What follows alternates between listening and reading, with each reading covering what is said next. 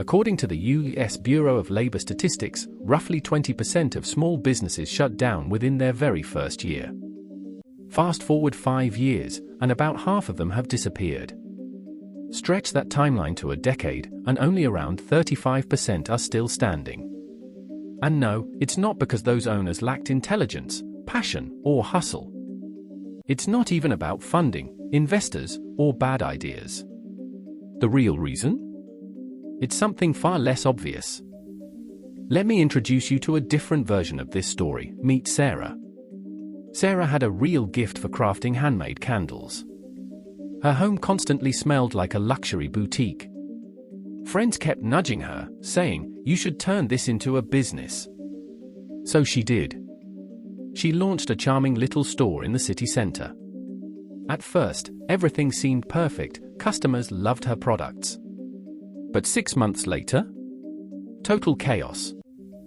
She was overwhelmed, constantly tired, sales were inconsistent, employees kept leaving, and she hadn't taken a proper break in ages. Worst of all?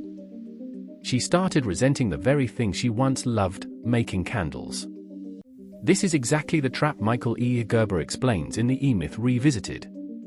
It's the belief that passion and skill automatically lead to success. Spoiler alert, they don't. The real issue? Most small business owners end up doing everything themselves, without building systems to support them. Stick around, because here's where it gets interesting. We're about to unpack why this happens and how to fix it so your business actually serves you, not the other way around. Now, here's the big misconception that trips people up. Just because you're great at something doesn't mean you'll be great at running a business around it. Sounds logical, right? If you're an incredible baker, opening a bakery feels like a natural next step. If you're a skilled bike mechanic, starting your own shop seems obvious. But here's the catch Gerber highlights: doing the work and building a business are completely different roles. Back to Sarah, she knew how to make candles, and she was excellent at it. But once she launched her business, she wasn't just a candle maker anymore. Suddenly, she had to juggle inventory, customer service, marketing, employee issues, rent, and taxes, none of which had anything to do with pouring wax and blending scents. That's the entrepreneurial myth. And if you're running a business right now, you're probably thinking, why am I handling 1,000 things I never signed up for? Don't worry, we're getting to the solution. Let's dig deeper. The 3 roles in every business. According to the E-Myth Revisited, every business owner plays 3 roles at once, and this is where things start to fall apart. First, you've got the entrepreneur, the visionary. This is the part of you dreaming big, imagining the future, and coming up with new ideas late at night. Then comes the manager, the organizer. This version of you builds to-do lists, tracks progress, fixes problems, and keeps everything from spiraling out of control. And finally, the technician, the doer. This is the hands-on worker actually creating the product or delivering the service, baking, designing, repairing, crafting. Here's the problem: most people start as technicians. They're skilled at something and think, why not do this for myself? But when you become your own boss, you don't replace that role, you stack 2 more on top of it. Now you're trying to build the future, manage the present, and handle all the work at once. No wonder burnout hits. You're juggling 3 conflicting roles, and they're constantly competing for your time and energy. If you don't intentionally step into the entrepreneur role especially, you're not building a business, you're building yourself a demanding job with 0 boundaries. So ask yourself, which role are you stuck in right now?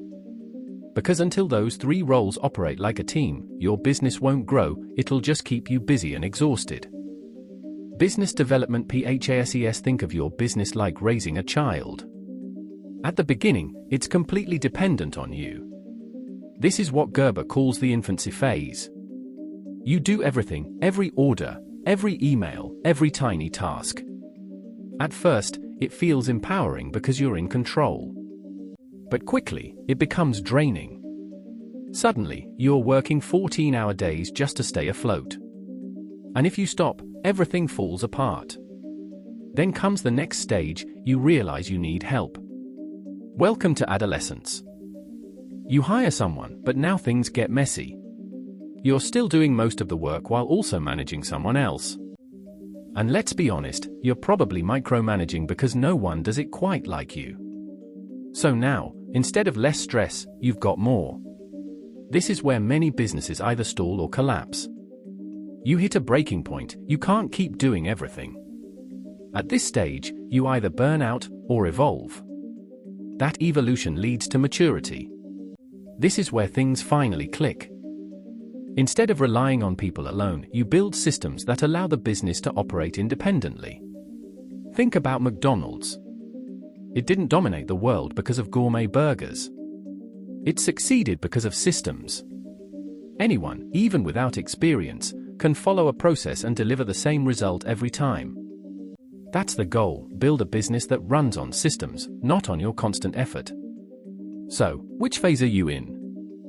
Because maturity isn't about how long you've been in business, it's about how your business runs. Franchise thinking. Let's address something important: hustle is not a strategy. In a world obsessed with rise and grind, this might sound controversial. But if your business depends on non-stop effort just to survive, you don't own a business, you own a job. Gerber suggests thinking like you're building a franchise, even if you never plan to. Take McDonald's again. Do you think the CEO is in the kitchen flipping burgers? Of course not. The business runs smoothly because everything is systemized: hiring, training, operations, customer service. If your business collapses when one key person leaves, that's not a business, it's a fragile dependency. Systems act like recipes. Instead of relying on memory or talent, you create repeatable steps that guarantee consistent results. And when you apply that mindset everywhere, everything changes. You stop asking, "How can I do this better?" and start asking, "How can this be done without me?" That's how you scale without burning out. Building a business that runs without you. So how do you actually make this happen? Step 1. Drop the superhero mindset. It might feel like everything depends on you, but that belief is exactly what's keeping you stuck. Instead, start documenting everything you do. Break tasks down into clear, step-by-step instructions, like teaching someone a recipe from scratch. Don't just say handle orders. Explain every detail. Once documented, you can train others effectively. But don't stop there. Test and refine those processes until they work consistently, no matter who follows them. Step 2. Build systems that operate independently. Use checklists, templates, and schedules to make tasks predictable and repeatable. Think of your business as a machine, not a one-person show. Shift your identity. You're no longer the main player, you're the coach. You design the strategy, guide the team, and watch the results unfold. That's how you reclaim your time. That's how your business starts supporting your life instead of consuming it. The 7-step business blueprint. If you've made it this far, you're serious, so here's something practical you can actually use. Think of your business like leveling up in a game. You don't jump straight to the final boss, you progress through stages. Step 1. Vision. Define what your business should become, your mission and direction. Step 2. Structure. Organize roles, workflows, and responsibilities, like building a solid framework. Step 3. Systems. Create processes that ensure consistent results every time. Step 4. Team. Hire and train the right people to support your vision. Step 5. Marketing. Attract the right audience with intention, not noise. Step 6. Finances. Understand your numbers so you can make smart decisions. Step 7. Growth. Continuously improve, adapt, and evolve as you scale. Master these, and your business won't just survive, it'll thrive. And you? You'll finally have the freedom you started this journey for. So here's the real question: what's your next move? Whatever it is, take action. And if this gave you clarity, make sure to stick around for more insights like this.